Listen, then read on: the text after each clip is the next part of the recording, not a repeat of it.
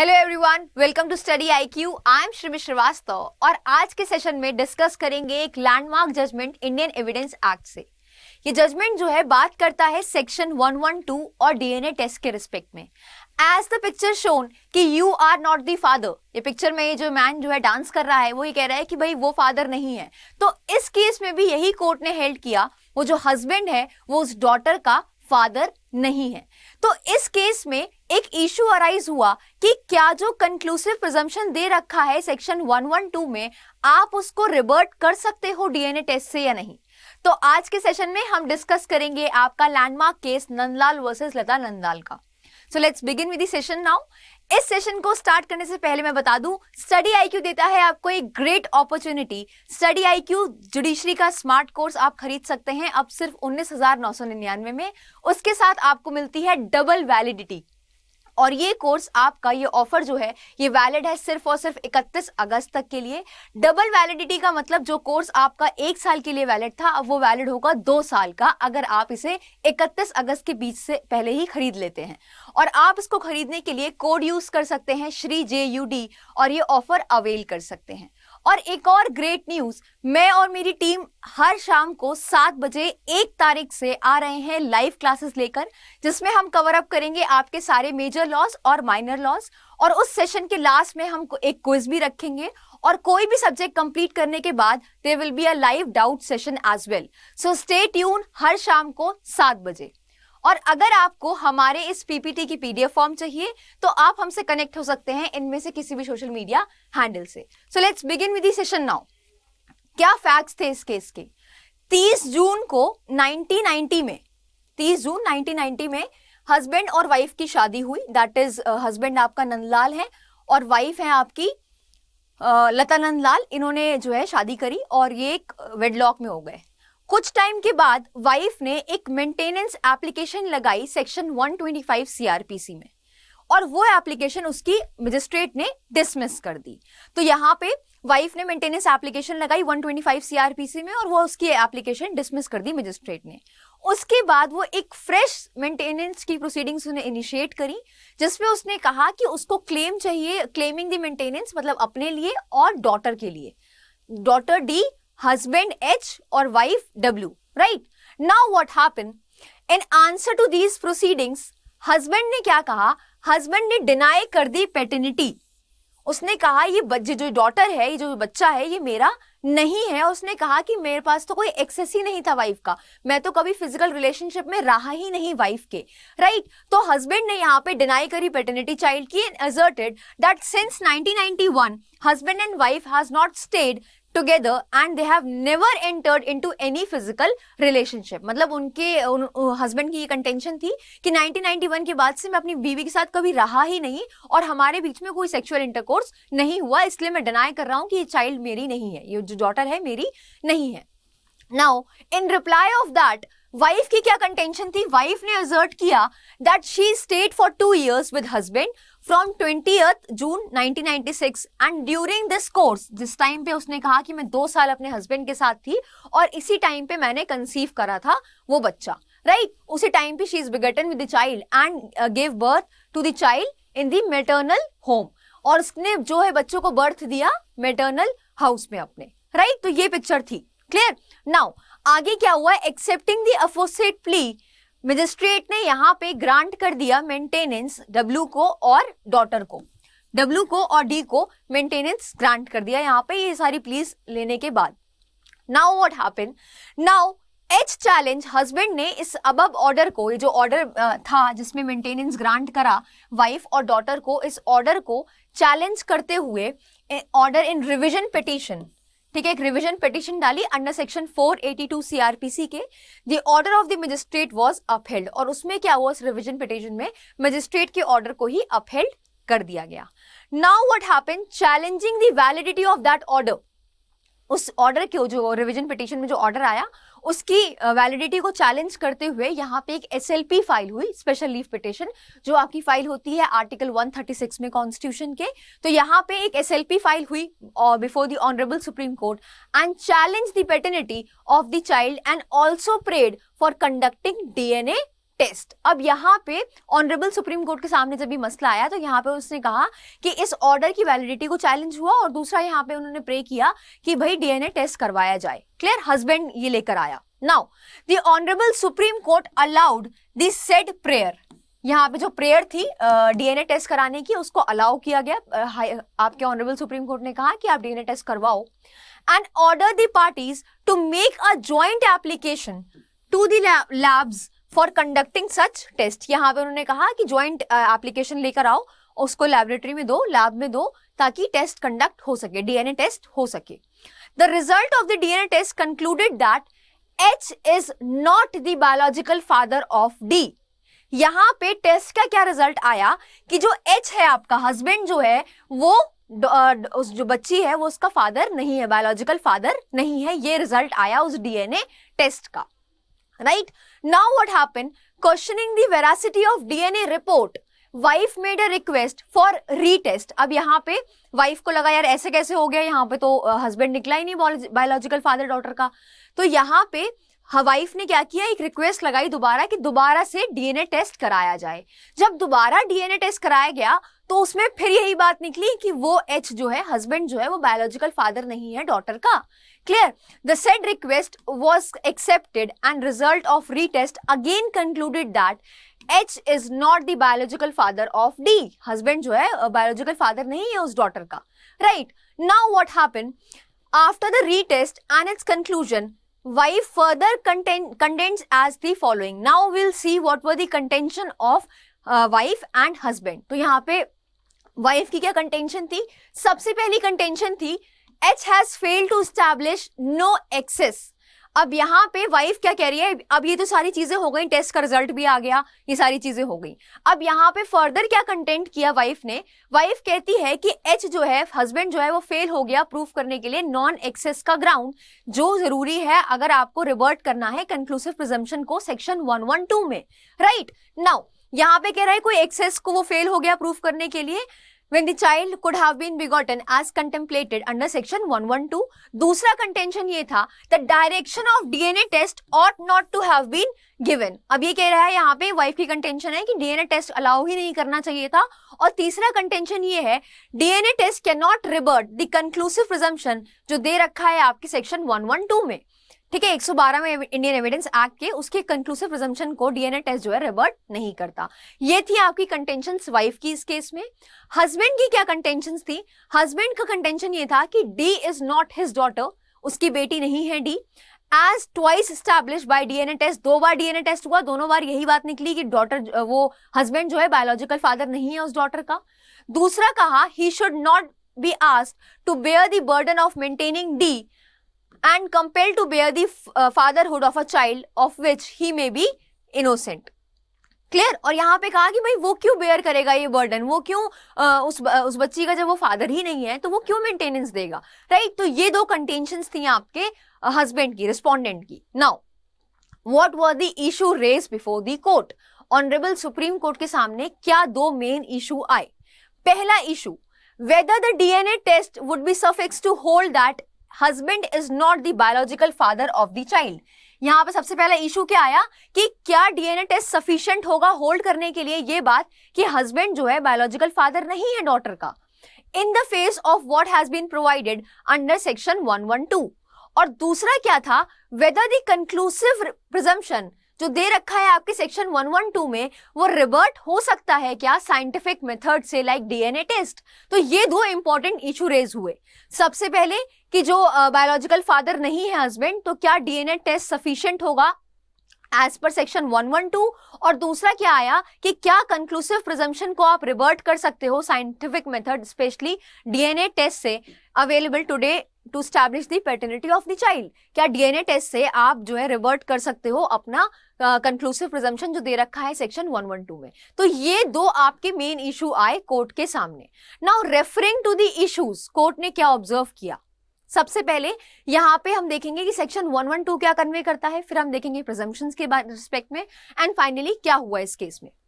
Now C section 112 क्या बताता है, सेक्शन 112 ये बताता है कि अगर हस्बैंड और वाइफ लीगली मैरिड हैं, वैलिड मैरिज हुई है उनके बीच में, और उनके मैरिज के दौरान अगर कोई चाइल्ड बॉर्न होता है तो वो लेजिटिमेट चाइल्ड माना जाता है, या फिर with in 280 days of dissolution of marriage resolve होने के बाद 280 दिनों के अंदर का कोई बच्चा पैदा हो जाता है तो वो क्या होगा, वो एक लेजिटिमेट चाइल्ड कहलाएगा। राइट, ये कहता है आपका सेक्शन 112। और लास्ट पैराग्राफ इसका क्या कहता है, लेटर पार्ट इस सेक्शन का, कि अगर आपको इस कंक्लूसिव प्रिजम्पशन को रिवर्ट करना है तो यहाँ पे नॉन एक्सेस प्रूफ करना पड़ेगा पार्टीज को एक दूसरे के बीच में, कि भाई अगर हस्बैंड ये बात कह रहा है कि मेरी बच्ची नहीं है तो यहाँ पे नॉन एक्सेस प्रूफ करना पड़ेगा। इसी से जो है आपका कंक्लूसिव जो प्रिजम्पशन है वो रिवर्ट हो सकता है, अदरवाइज कंक्लूसिव प्रिजम्पशन रिवर्ट नहीं होता।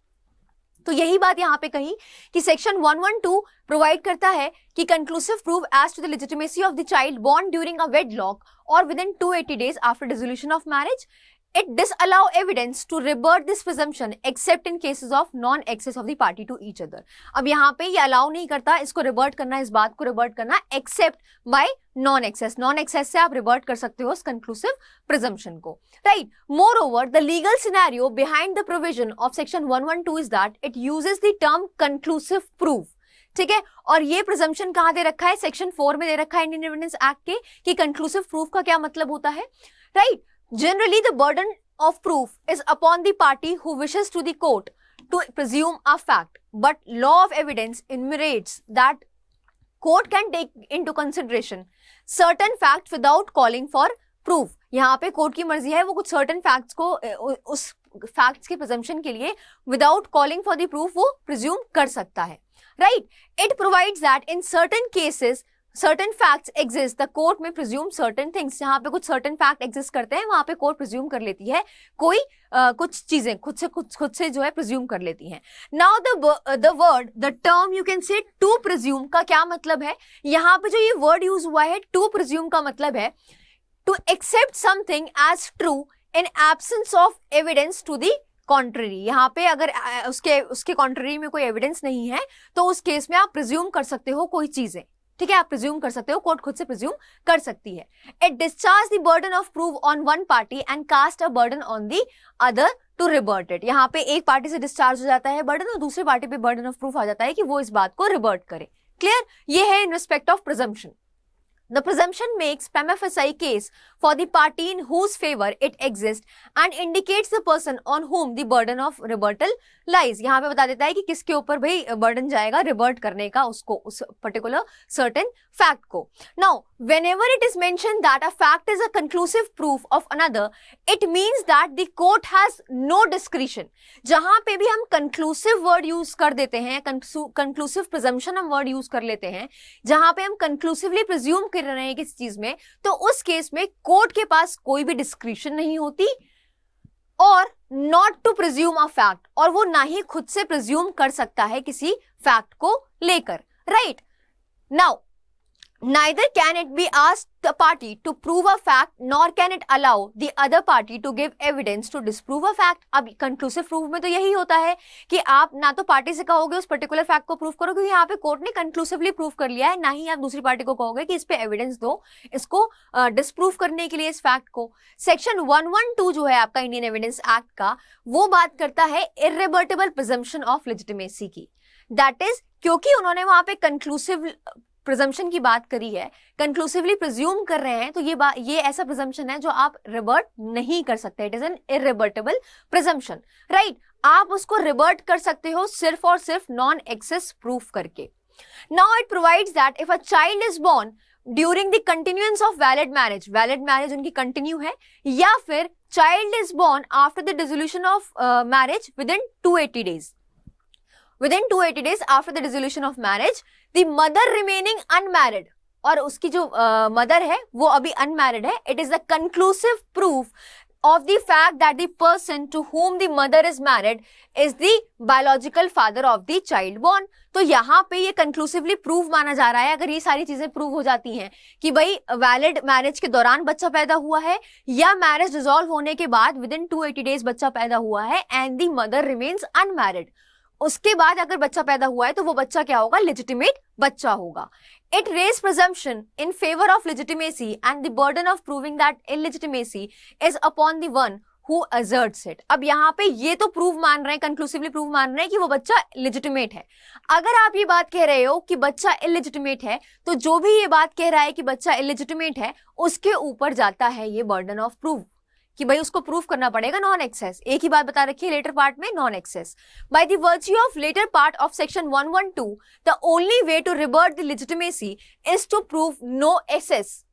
No access, it has been categorically provided that non-excess should exist at any time when the child could have been begotten। अब यहाँ पे नॉन एक्सेस आपको शो करना पड़ेगा। अगर आप इस बात को डिस्प्रूव करना चाहते हो, अगर आप कंक्लूसिव प्रूफ को रिवर्ट करना चाहते हो, तो उस केस में आपको ये प्रूफ करना पड़ेगा कि हस्बैंड और वाइफ के बीच में जब वो बच्चा पैदा होने के चांसेस थे, तो आपस में कोई भी फिजिकल रिलेशनशिप नहीं था, उनके बीच में कोई भी सेक्सुअल इंटरकोर्स नहीं था, कोई एक्सेस नहीं था हस्बैंड और वाइफ का उस दौरान जिस दौरान वो बच्चा कंसीव हुआ है। Right? Non-excess is not at the time when the child was begotten, rather non-excess of any span of time when the conception according to the ordinary course of nature was possible। तो यहाँ पे जैसे भी मतलब बस इतनी सी बात show करनी होगी आपको कि वाइफ जो है, जब वाइफ ने कंसीव कर लिया बच्चा, तो उस दौरान हस्बैंड और वाइफ के बीच में कोई भी फिजिकल रिलेशन पॉसिबल ही नहीं था और उनके बीच में कोई भी एक्सेस नहीं था।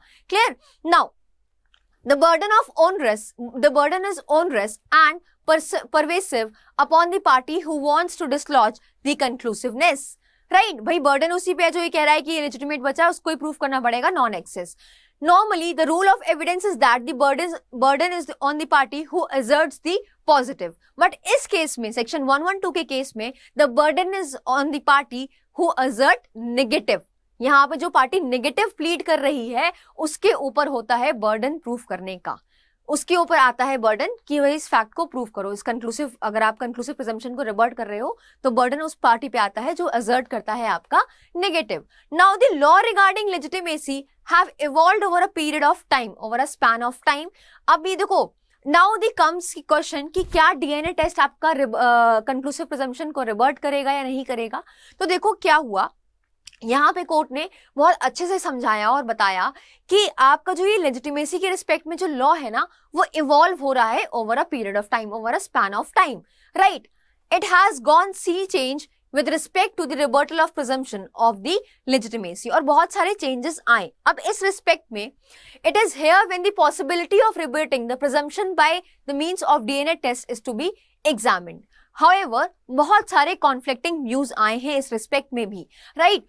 conflicting stances have been taken by the court in the various precedent till date। अभी भी मतलब this is the case in the year 2014। Right? तो अभी तक जब ये केस आया उस टाइम पे कोर्ट ने कहा कि अब उस टाइम तक भी जो है बहुत सारे वेरियस इंस्टेंस आए हैं जहां पे कोर्ट ने अलग अलग व्यूज दिए हैं in respect of DNA test and in respect of section 112 की conclusive presumption के रिस्पेक्ट में। Sometimes it is strictly adhere to the conclusive presumption और sometimes कोर्ट ने माना आपका डीएनए टेस्ट। ठीक है? तो कुछ केसेस ऐसे थे जहां पर उसने स्ट्रिक्टली एडहर किया किसको, टर्मिनोलॉजी जो भी यूज हुई है लॉ मेकर द्वारा इन सेक्शन 112 जो बात करता है कंक्लूसिव प्रिजम्पशन की, and sometimes it has acknowledged and address the possibility of rebuttal of legitimacy by the DNA test, that is modern scientific advancement।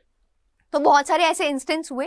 अब इस केस में क्या हुआ, सुप्रीम कोर्ट ने इस केस में क्या किया, उन्होंने कहा कि टाइम के हिसाब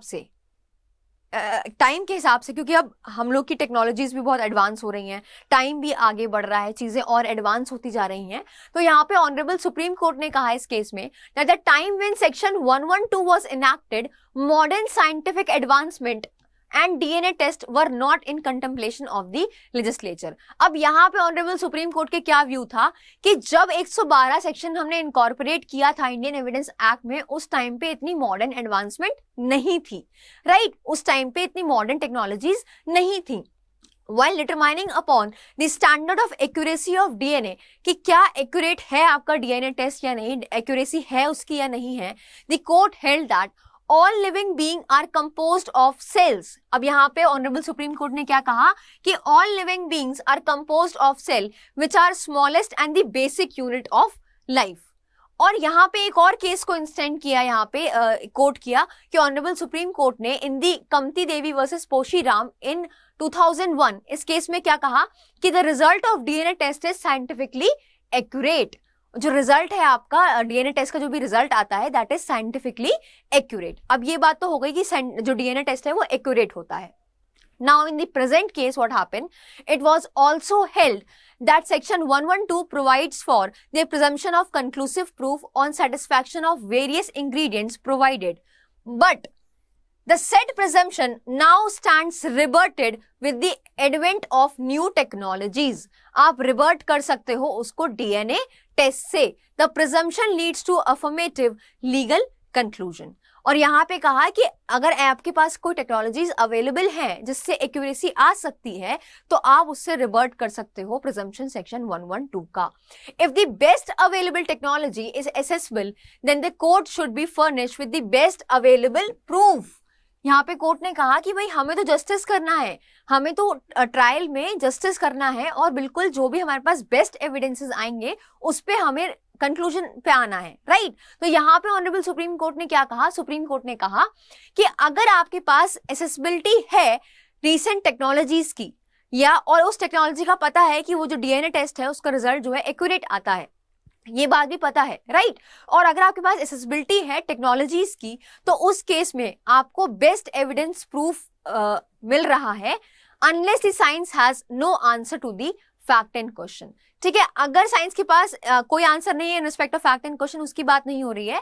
यहाँ पे कह रहा है कि जो भी बेस्ट एविडेंसेस हैं आपके पास इन रिस्पेक्ट, अगर आपके पास टेक्नोलॉजी की एसेसिबिलिटी है तो कोर्ट को उस पर रिलाई करना चाहिए, right. Now in the case there is a conflict of conclusive proof envisaged in the law and a proof based on scientific advancement accepted by the world community to be correct, the later may be prevailed the former. The later means that the scientific advancement will prevail over this section, this conflict जो आपका arise हो रहा है section 112 में और DNA test में, क्योंकि ये वर्ल्ड कम्युनिटी द्वारा एक्सेप्टेड है। तो इस केस में कोर्ट ने क्या कहा कि अगर कॉन्फ्लिक्ट होगा आपको सेक्शन 112 में और साइंटिफिक एडवांसमेंट में जो एक्सेप्ट करी गई है वर्ल्ड कम्युनिटी द्वारा, तो आपका scientific advancement will prevail. Clear, scientific advancement will prevail. Now in this present case क्या हुआ, डब्ल्यू जो वाइफ थी did not oppose to the DNA test. जब कोर्ट ने शुरुआत में कहा था कि आप एक ज्वाइंट एप्लीकेशन दे लैब में डीएनए टेस्ट कराने के लिए, तो उस टाइम पे डब्ल्यू ने, वाइफ ने जो है अपोज नहीं किया था प्रेयर जो हस्बैंड ने बनाई थी डीएनए टेस्ट के रिस्पेक्ट में। पहले तो हस्बैंड ने प्रेयर करी, उसके बाद कोर्ट ने उसके प्रेयर को एक्सेप्ट किया और फिर कोर्ट ने कहा कि एक ज्वाइंट एप्लीकेशन बना के आप लैब में दो डीएनए टेस्ट कराने के लिए। तो उस टाइम पे वाइफ ने आपके अपोज नहीं किया। अब जब उसका रिजल्ट ऐसा आ गया कि वो बायोलॉजिकल फादर नहीं है हस्बैंड डॉटर का, तो नाउ शी इज सेइंग कि भाई आपको डीएनए टेस्ट अलाउ नहीं करना चाहिए था, right. It was only after the result of the test came negative, wife contended that DNA test should not have been allowed. अब टेस्ट ऐसा आ गया, एडवर्स आ गया, उसके खिलाफ आ गया, तो वो कह रही है कि डीएनए टेस्ट नहीं देना चाहिए था। Moreover secondly the non access to the wife as to when the child could have been begotten stands disproved by DNA test. उस चीज को, नॉन एक्सेस को आपने डिसप्रूव कराया कोर्ट ने यहाँ पे इस केस में by the DNA test report. The father can not be unnecessarily compelled to bear the fatherhood of a child when the presumption of paternity can be rebutted by the modern scientific technology. तो यहाँ पे court ने क्या कहा कि father को आप unnecessary compel नहीं करोगे कि भाई वो फादरहुड देखे, ठीक है, उस बच्चे की जिसका वो फादर है भी नहीं, तो वो मेंटेनेंस नहीं देगा डॉटर को।